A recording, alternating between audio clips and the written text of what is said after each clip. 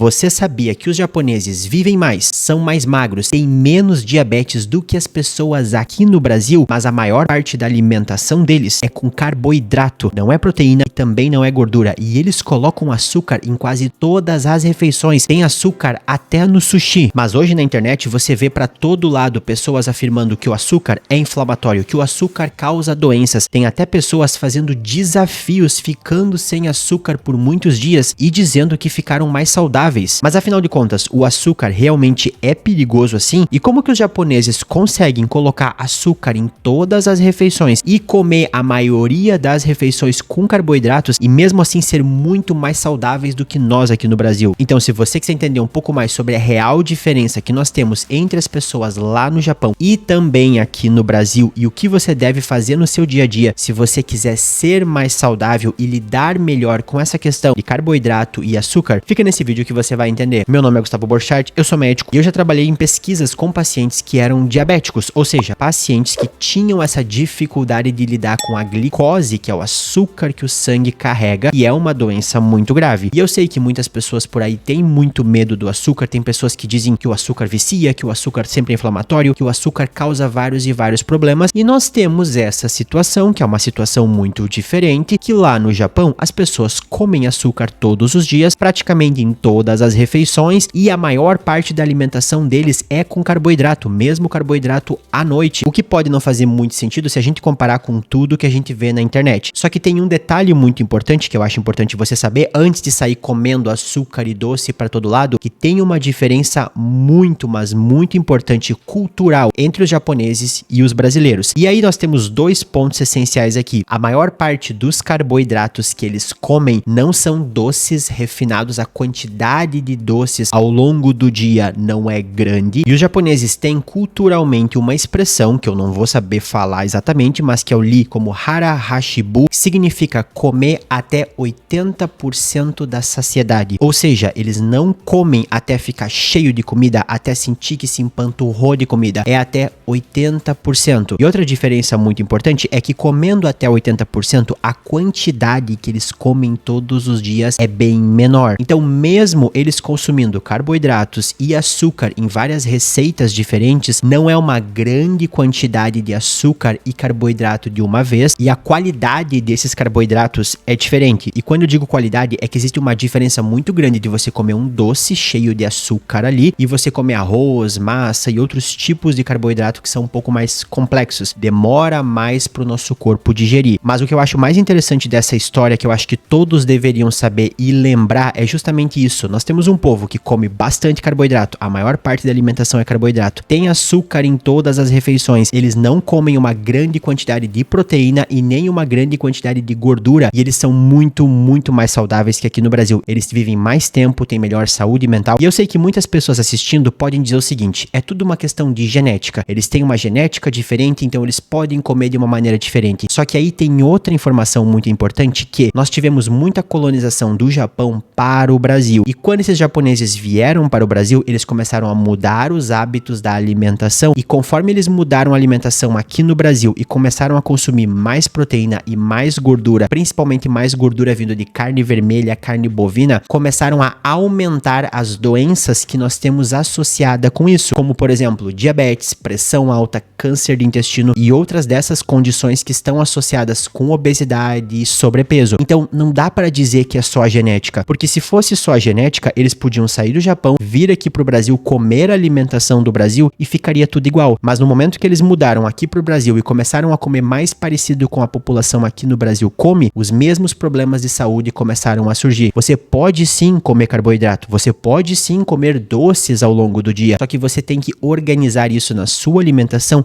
e tem que cuidar a quantidade. A maior lição, que é uma lição que eu tenho tentado colocar no meu dia a dia, é essa ideia de comer até 80% da saciedade. Quantas vezes nós estamos ansiosos, um pouco desanimados e acabamos comendo muito mais do que precisamos, seja no almoço, numa janta ou num lanche. Tentar evitar de comer até ficar o máximo de cheio possível, talvez seja uma coisa que poderia ajudar todas as pessoas. E você, sabia que os japoneses viviam mais, tinham mais saúde, menos diabetes, menos obesidade, mas comem carboidrato todos os dias e açúcar em várias refeições? Deixa aí nos comentários, e se tiver algum tema, algum assunto que você deseje que eu fale aqui no canal, até a próxima.